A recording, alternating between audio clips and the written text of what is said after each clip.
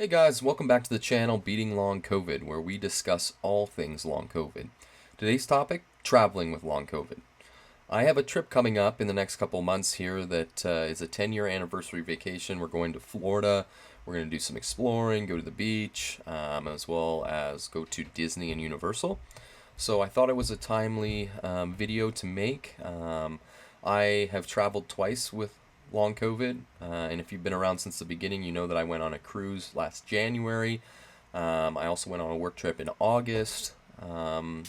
Completely different outcomes for both of those. We'll discuss that.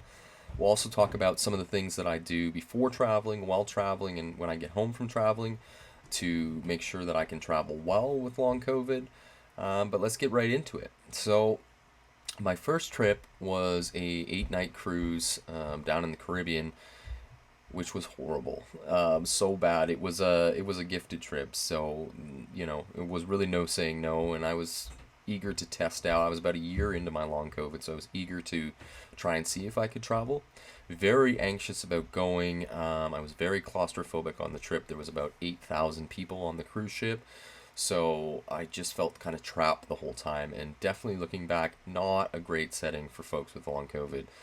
So many people, so crowded, and just overall it was bad. I got motion sickness, I had a lot of anxiety, my tremors came back, the head pressure, all sorts of stuff. So it took me a few months to recover from that last year when we got back.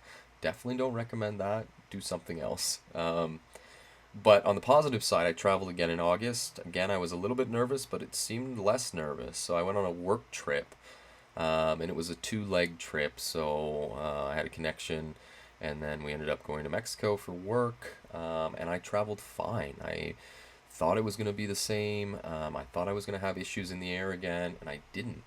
Um, the first time when we went on the cruise, I was not prepared for the plane. I didn't download any episodes on my tablet. I didn't have any downloaded meditations. But this time in August, I did. So I downloaded flying anxiety meditations. I also had quite a few movies and shows downloaded, so I was ready to keep myself distracted. And that is key. I used to love to fly. I traveled around the world before, for business and personal, and I never had any issues in the air. I always loved it. It was great. So something happened to me when I got long COVID. I got more anxiety in general. You guys know that the panic kind of increased and things like that. But some of you might relate to this fear of flying with long COVID and just being in the airplane with circulating air and the pressure changes. What's that going to do to our body, our blood, our oxygen, all that kind of stuff. So those questions were circling in my mind when we went on the cruise, over a year ago now. But August, as I said, I was good. I got up in the air, I put that flying meditation on, and I just kind of relaxed. I thought I was going to need it the whole time, but I listened to it for 15 minutes all the way through, and then I moved on, and I got on to distracting myself with shows and things like that. So it was almost like proving to myself that I could do it. And I've talked to others before about this, but it was also almost like exposure therapy. So you can't just cordon yourself off from these things that you become nervous to do.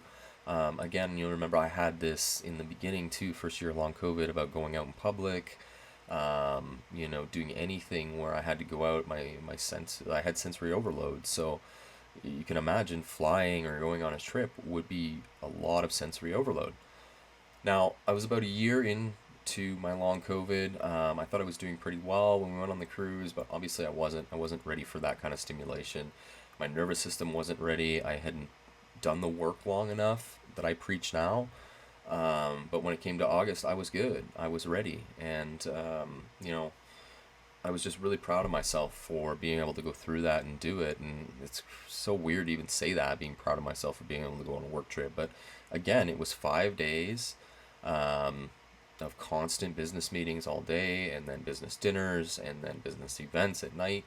So being able to get all the way through that week without any flares or issues, flying home and being okay, I was proud of myself. We celebrate these small things, right? And our life is different now, so we have to give ourselves love and self-compassion and self-care. That I was proud of myself for doing this. So Special note: the first year of long COVID, if you're early on in this journey, I would just wait. There's no sense booking an expensive trip and then going on it and sitting in the hotel room the whole time and then dreading the flight home. That's kind of how the cruise ended up. I spent a lot of time in our cabin and, just hanging in there until we could go home and I could try and make myself better. Didn't seem that I could do anything on that boat to get myself better. On the work trip, I took all my stuff. I really didn't need much of it. So, that's definitely a positive thing. So, let's talk about a few things that I do before, during, and after to keep my long COVID in check and to keep my progress going and to stay at 95% recovered. Beforehand, I want to know everything I can know about the trip. So right now I have a full Excel spreadsheet of the days, the meals, the timings, the crowd levels, all sorts of stuff.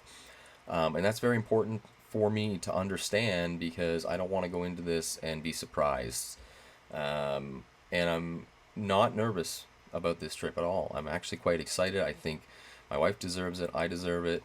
We've been together for 10 years now, and it's our happy place. We love going to Disney and Universal, and I see no issue in going.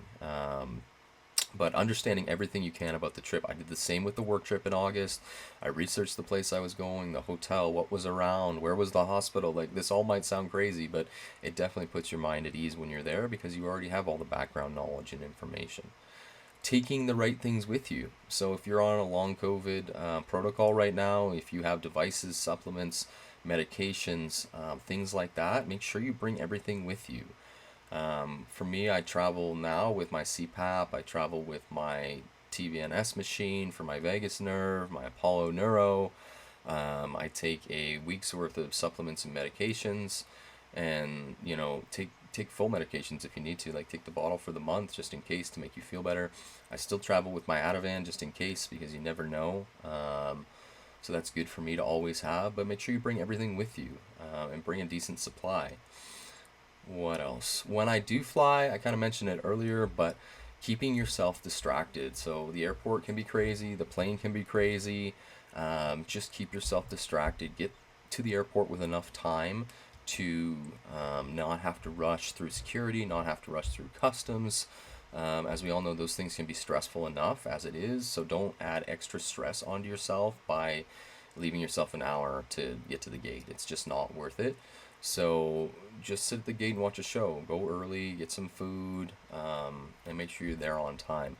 You still might have a bit of anxiety before boarding. I know I did, but once you're on the plane, the doors close. Throw on that airplane meditation. That's what I used, at least.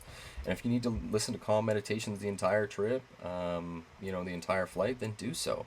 If not, try and distract yourself with a good podcast, a movie, a show that you're really loving right now. It was definitely helpful for me when I flew in August last time. So I'll be doing the same thing again when we travel this summer. When you get there, give yourself a little bit of time to just get settled. I mean, don't rush right in. Like, for us, we're going, and the first day we'll probably settle in. We will order some Uber Eats grocery delivery. I'll make some food for a following couple of days for us, and maybe we'll go sit by the pool. But don't just rush right into all your activities if you can. And just kind of take your time. If you have the time, take your time and get the lay of the land and just set things out for the week. Unpack and just be ready for the days that are coming. Now, special note for this trip coming up for me, we were in Disney and Universal in 2019, and on the highest days we were doing 30,000 steps. So a lot of with post-exertional malaise, with long COVID, this is crazy. So for me, I've been trying to build myself up and build my steps up daily. Over the last couple months, I have scaled back the resistance training and started to just walk. I'm trying to get to 15,000 steps a day, which is a decent day at one of the parks. So just doing that, I've been training with a weight vest on, so I've worked my way up from just the vest. Now I'm up to 20 pounds, so I'm doing a 45-minute walk on my lunch, wearing that weight vest just so that things are a little bit easier when I do get to the parks, and I do have to walk more steps. I'm used to walking with a weighted vest and things like that. It's also good for weight loss, and I've lost about 40 pounds since January, which is great, which is going to help me help me be able to, experience this trip and all this walking and exercise better. Um, in general, I mean, this trip is going to be really fun. And you guys, if you have a trip coming up, just try and lean into it. I mean, if you're early on, we talked about, maybe it's not the best idea, but if you're a year plus on into your recovery, you have to try and lean into these things. We can't think about the negative. The first trip I took last year, it's just, oh my God, I thought every negative thought before we went, and then like every negative thought came to fruition. So just this time around, I'm not doing that. I'm just, we booked it last year and I was still having those thoughts. I was like, well, what happens? It's so expensive. What happens if like the summer comes and I'm not feeling good? Like, can we cancel it? And like, it's been tough in that sense, but I've been working on myself mentally, building myself up to a point where I feel good going. So we're getting close to the cutoff date for that trip. So I'll let you guys know what happens. But the plan right now is to go. So, and we're both looking forward to it. Wear a mask in the airport, on the airplane. I mean, you never know. I have had people travel to us who have gotten sick on the plane and brought in the sickness here. So there's little petri dishes that are airplanes. It's just not worth it.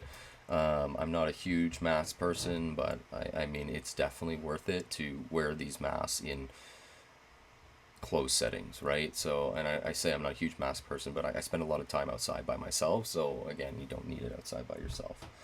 But yeah, avoiding COVID, avoiding reinfection, avoiding a cold, a flu, anything like that, because we know colds and flus and COVID in general can make our symptoms worse. So avoid that at all costs if you can. Yeah, and pace yourself. Just pace yourself. You don't have to go full press, balls to the wall the entire time. If you're having a day where you're like, shit, I'm not feeling the greatest. And this is kind of my plan now. Like, if I'm having a bad day, we'll go to the pool, or we'll go sit at the pool at the water park or something like that, where it's just a little bit calmer and quieter. I'm also bringing my headphones because if I do get overstimulated, I'll pop those in. I'll put on a daily meditation or a waking up meditation or even my breathwork app. And it's just something I'm going to keep doing. It's just part of my life now. And you're not going to look stupid having your headphones in. People do it all the time, so they don't have to know what you're doing. You're doing it for you, and that's all that matters. So, final piece here is diet. I mean, diet is tough when you go away, right? So, you guys know I've been on a low inflammation ketogenic diet since January.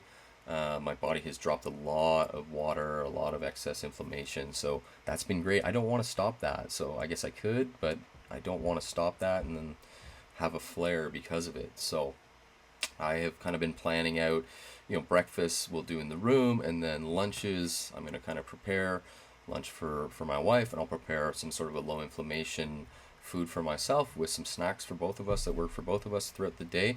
And then for dinner, because it's hard to pack 2 or 3 lunches for a park or a day trip. So for dinner, we're going to find a place that works for both of us. So I don't want to hold my wife back, let her enjoy and have a butterbeer and Mickey ears and all that kind of stuff. And for me, I will just live through her, I guess, this time. But yeah, we'll find a place that, if they serve hamburgers, I'll have a hamburger with on lettuce with tomato and onions and things like that. So, so definitely going to stick to that. And, it's just worth it to try and plan that out. So looking at places that you can go before you even go, so you're not scrambling at the time of causing yourself stress. What am I going to eat? Can I eat this? Looking at nutrition facts and stuff. Just know where you're going to go. So that's definitely what we're going to do. But yeah, so the trip's in June, and I'll get back to you guys with how it goes, obviously, after, and really looking forward to it. I'm interested if you've traveled. Have you traveled with Long Coivd? And if so, have you had any issues? Have you had symptoms? Have you been fine? Are you thinking of traveling? If so, drop any questions in the comments below, and I'll do my best to get back to you guys. Okay? As always, stay well.